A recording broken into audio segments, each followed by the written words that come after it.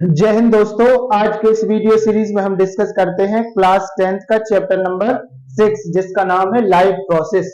Life को define करने के लिए सबसे पहले हम समझते हैं कि दो तरीके की चीजें होंगी हमारे पास। एक होगा लिविंग स्टैंडर्ड और एक non living standard. Living standard के पास क्या क्या खास बात होंगी, क्या क्या ऐसी चीजें होंगी जिसके कारण हम उनको लिविंग स्टैंडर्ड कहेंगे। तो इसमें हम देखते हैं कि क्या लिविंग स्टैंडर्ड के पास विजुअल मूवमेंट क्या हमको लिविंग स्टैंडर्ड एक जगह से दूसरी जगह जाते हुए दिखाई देते हैं? क्या सारे लिविंग स्टैंडर्ड हमको सांस लेते हुए दिखाई देते हैं? पर ऐसा तो नहीं है। अगर हम पेड़ पौधों के साथ देखते हैं तो ऐसा तो नहीं होता, बट पेड़ पौधे भी लिविंग स्टैंडर्ड की कैटेगरी में आते हैं। तो अगर हम किसी प्रोफेशनल बायोलॉजिस्ट से डिस्कस करें अबाउट द लाइफ, तो हम इससे हमको पता चलेगा कि जो भी हमारे लिविंग स्टैंडर्ड होते हैं वो सारे के सारे लिविंग स्टैंडर्ड के अंदर एक मॉलिक्यूलर चेंजेस होता है। तो अब हम यहां समझते हैं कि ये मॉलिक्यूलर चेंजेस क्या होता है, मॉलिक्यूल्स क्या होता है और इसका चेंज होना लाइफ के लिए क्यों इंपॉर्टेंट है। ठीक है, तो इसमें देखेंगे कि जो हमारी बॉडी होती है, सारे ऑर्गेनिज्म की जो बॉडी होती है वो टिश्यू से मिलकर बनी होती है, सेल से मिलकर बनी होती है और सेल मॉलिक्यूल से मिलकर बने होते हैं, जिनका एक खास तरीके का ऑर्डर हमारी बॉडी में होता है। ठीक है, अगर ये ऑर्डर हमारी बॉडी का किसी कारणवश टूट जाता है तो जो हमारा ऑर्गेनिज्म होता है वो बहुत दिनों तक अलाइव नहीं रहेगा, मतलब उसकी डेथ हो जाती है।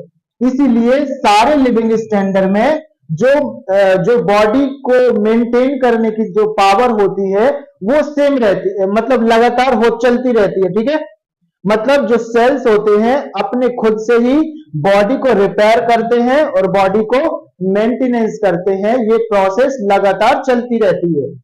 आगे हम देखते हैं कि जो बॉडी मेंटेनेंस होता है लिविंग ऑर्गेनिज्म में वो कैसे होता है।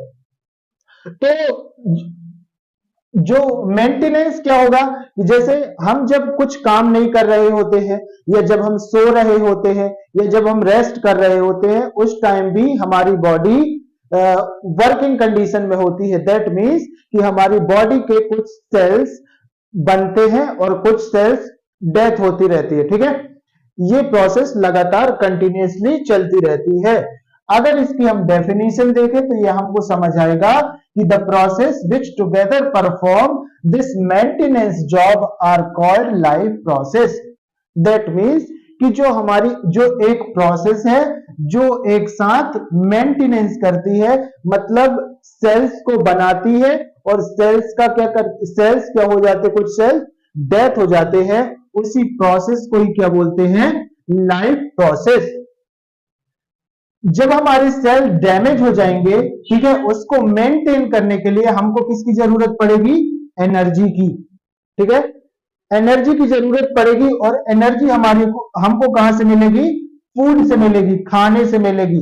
तो लिविंग ऑर्गेनिज्म में खाना खाने की प्रोसेस को न्यूट्रिएशन के नाम से जाना जाता है और अलग अलग ऑर्गेनिज्म में फूड टेकिंग की जो प्रोसेस रहेगी वो अलग अलग रहती है। अब हम देखते हैं कि जब हमारा लिविंग स्टैंडर्ड फूड खा लेता है, तो जब वो फूड जाता है हमारे स्टमक में, ठीक है, स्टमक में जब फूड जाएगा ऑर्गेनिज्म के, तो जो फूड होगा केमिकल रिएक्शन के द्वारा तोड़ दिया जाएगा। ठीक है, कैसे तोड़ दिया जाएगा, ब्रेक डाउन कर दिया जाएगा, जैसे कि उसमें ऑक्सीडाइजिंग रिड्यूसिंग रिएक्शन हो जाएगा। ठीक है, इसमें क्या होगा कि जब हम जब हम हमारे अंदर का जो फूड होगा ऑक्सीजन के प्रेजेंस में उसके स्मॉलर कंपोनेंट हो जाएंगे जिससे हमको एनर्जी मिलेगी। ठीक है, जिससे हमको एनर्जी मिलेगी। इस प्रोसेस को हम रेस्पिरेशन के नाम से जानते हैं। मतलब जब हमारा फूड ऑक्सीजन के प्रेजेंस में ब्रेक डाउन होता है जिससे हमको एनर्जी मिलती है, उसकी इस प्रोसेस को हम रेस्पिरेशन के नाम से जानते हैं। और जो रेस्पिरेशन से बनी हुई एनर्जी होती है वो अगेन हमारी बॉडी के मेंटेनेंस के लिए यूज कर ली जाती है और ये प्रोसेस लगातार चलती रहती है। ठीक है, अब जब हमारी बॉडी में एनर्जी बनती है तो कुछ ना कुछ वेस्ट प्रोडक्ट भी बनता है, वेस्ट पदार्थ बनता है। उस वेस्ट पदार्थ को हमारी बॉडी के द्वारा निकाल दिया जाता है, जिसको हम एक्सरेशन के नाम से जानते हैं। ठीक है, एक्सरेशन को मतलब यह वेस्ट पदार्थ को बाहर निकालने के लिए कुछ एक्सरेशन ऑर्गन्स होते हैं, जिसके द्वारा वेस्ट प्रोडक्ट हमारा शरीर के बाहर निकाल दिया जाता है। जैसे हमारा यूरिन के थ्रू, स्वेटिंग के थ्रू, ठीक है, हमारा वेस्ट पदार्थ क्या होता है